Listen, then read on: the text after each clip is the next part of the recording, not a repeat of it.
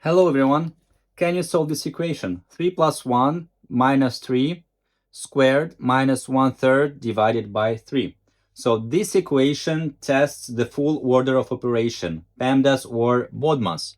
We start with parentheses, then we do the exponents, then the division, and finally we do the subtraction. So here's also a helpful tip.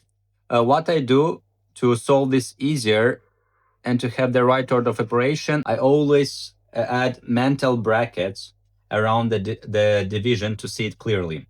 So the equation now becomes 3 plus 1 minus 3 equals 1. We have 1 squared, which is 1, but anyway, I'll write it, minus 1/3 divided by 3 becomes 1/3 multiplied by 1/3.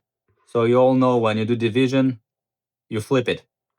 And the result would be 1 minus 1, 9, which is equal, as you know, 1 is 9 over 9 minus 1, 9, and equals with 8, 9.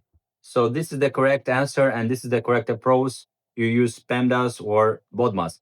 Thank you very much, guys. Hit the like button and subscribe for more. Ciao, ciao.